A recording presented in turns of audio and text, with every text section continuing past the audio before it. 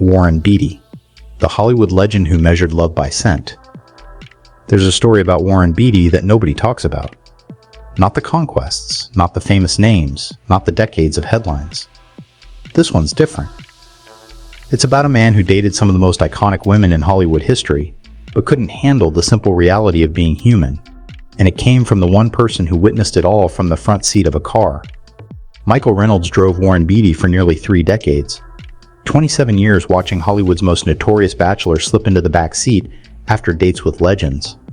And what he saw wasn't glamour. It wasn't romance. It was something far stranger and infinitely sadder. A man so terrified of intimacy that he invented an entire system to keep it at arm's length. His weapon of choice? Hygiene standards that no living person could ever meet. Picture this. It's a warm Los Angeles night in the early 70s. Beatty's just finished dinner with one of the most beautiful women in the world. He slides into the car. Reynolds waits for conversation, maybe a smile. Instead, the window goes down. Doesn't matter if it's raining. Doesn't matter if it's freezing. The window always goes down. And then comes the assessment. Calm. Clinical. Detached. Like a doctor delivering test results. Never angry. Never cruel. Just analytical. Reynolds heard it hundreds of times. The observations. The notes. The impossible measurements of how someone smelled, how they presented themselves, whether they met standards that existed nowhere except inside Beatty's head. He showered multiple times daily. Discarded shirts after one wearing. Treated his own body like a sterile environment that had to be protected from the contamination of ordinary human existence. But here's where it gets heartbreaking. This wasn't about cleanliness. Not really. Reynolds figured that out slowly, watching the same patterns repeat across years in relationships. This was about control. About fear. About a man so uncomfortable with vulnerability that he needed reasons to keep people at a distance. If someone failed an invisible test, the relationship could end without emotional risk. Neat. Efficient. Safe. Let's talk about Madonna. Early 90s. They just worked together on Dick Tracy. Big premiere at Grauman's Chinese Theater. Afterwards, Reynolds picked Beatty up alone. The silence in that car was heavy. Then Beatty started talking about her perfume, how it changed throughout the evening, how it felt strategic, calculated. He described it as incense, sweat, and ambition. Days later, he stormed out of her apartment carrying his jacket, furious that she'd sprayed perfume on it without permission.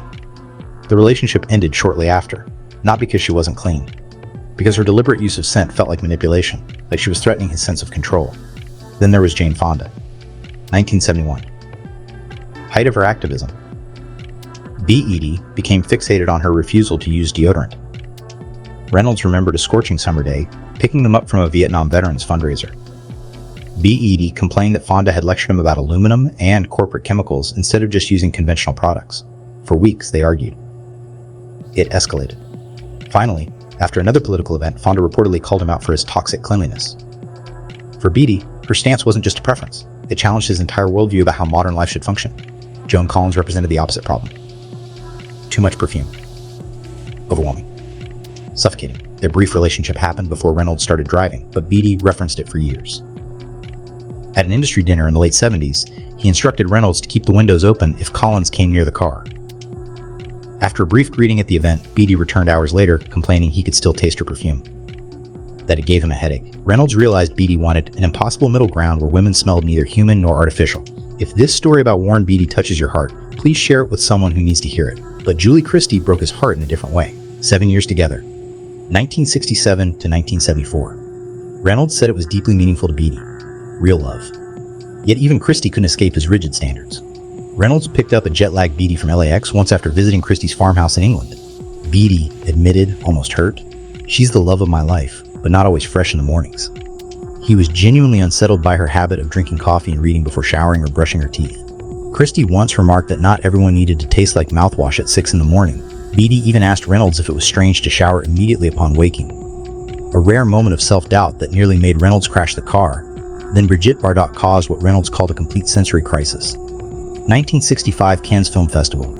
After returning from France, Beatty launched into a monologue about European attitudes toward bodies and cleanliness. He was both repelled and fascinated by Bardot's comfort with natural scent, especially after she'd come to dinner straight from a yacht with no shower, only fresh clothes.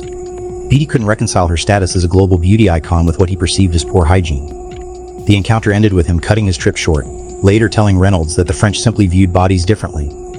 None of these women were actually unhygienic. Reynolds emphasized that constantly. Every single one was successful, accomplished, confident. They just challenged Beatty's narrow fantasy of how women should exist. Madonna's calculated scent, Fonda's political rejection of products, Collins's perfume maximalism, Christie's relaxed mornings, Bardot's European sensuality. Each represented a form of independence that conflicted with Beatty's need for control. Reynolds believed hygiene was Beatty's way of keeping intimacy at a controllable distance. Scent is intimate, uncontrollable. You can close your eyes to visual flaws, ignore annoying habits, reinterpret words. But smell bypasses all rationalization. It's immediate, physical, deeply personal. Beatty's intolerance for natural smells reflected a deeper discomfort with vulnerability itself. What's fascinating is that Beatty never spoke cruelly about these women. No insults, no mockery, no superiority. The assessments came with scientific detachment that somehow made them more unsettling. He wasn't judging from arrogance. He was judging from fear. He needed the world, especially the women closest to him, to remain orderly, predictable, sanitized. Anything that reminded him of disorder threatened that illusion. Then everything changed. Annette Bening entered his life, and suddenly, Warren Beatty was the one being measured. The first time Reynolds drove them together, Beatty asked if the car smelled fresh enough. For the first time in decades, Hollywood's most famous bachelor worried about meeting someone else's standards. That moment marked a profound shift. Bening disrupted his entire system almost immediately. Reynolds noticed Beatty was unusually quiet after their early dates. Not analytical.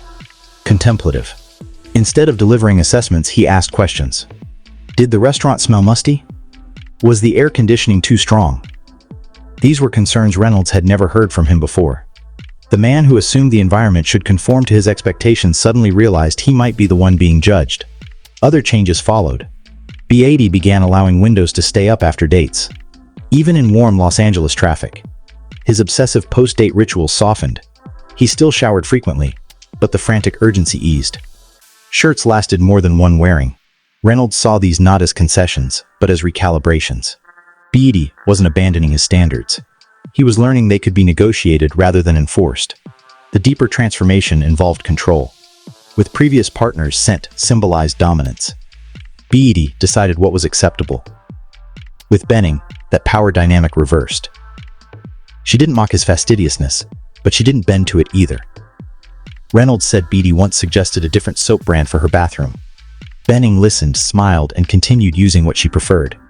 The matter was never revisited.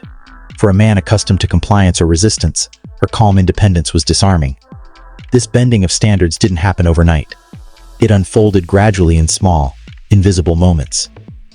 Beatty still noticed smells, but the urgency to correct or control them faded. Reynolds recalled getting stuck in traffic behind a delivery truck belching exhaust. Years earlier, Beatty would have demanded a route change. Instead, he cracked the window slightly and kept discussing a script. That tiny gesture felt monumental to Reynolds. The first time he'd seen Beatty adapt instead of react. Fatherhood altered everything further. Reynolds noticed Beatty never complained about smells associated with children. Diapers, spit up, the chaos of family life bypassed the sensitivities that once governed his romantic life. This proved to Reynolds that the issue had never been about smell itself. It was about adult intimacy and the vulnerability it required. In quieter moments, Reynolds admitted feeling conflicted about sharing these stories. He didn't see them as gossip. They were fragments of a psychological portrait.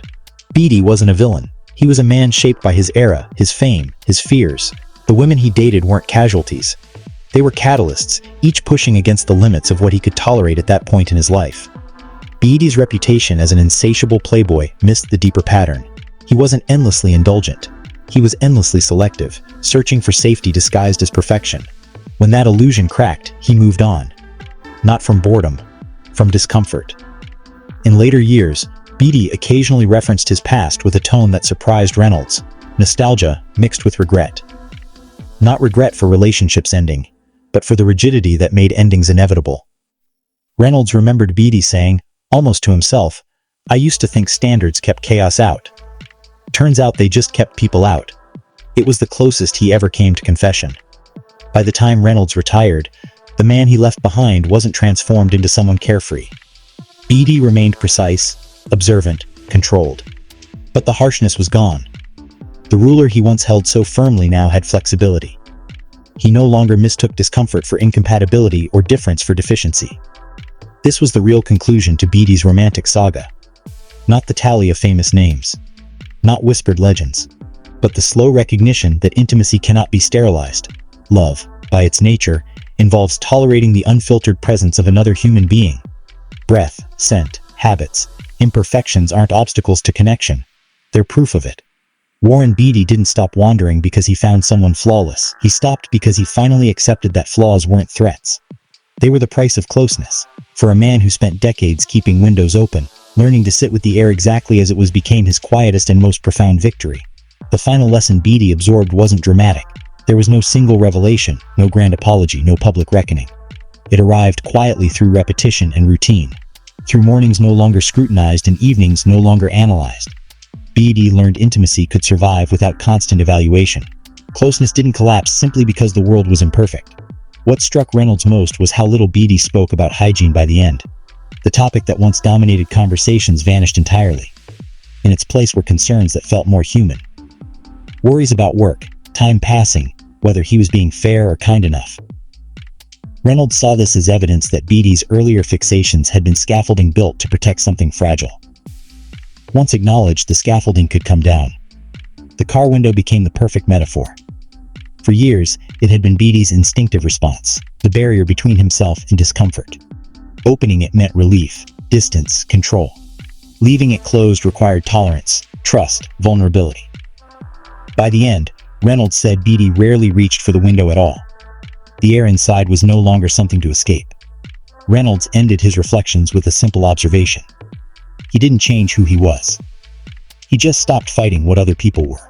And in that surrender, subtle and uncelebrated, Warren Beatty finally found what his impossible standards had kept out of reach for so long. The ease of letting someone else exist fully and freely beside him. If this story moved you, hit that like button and subscribe for more untold stories from Hollywood's golden age. Share this with someone who needs to understand that real love isn't about perfection.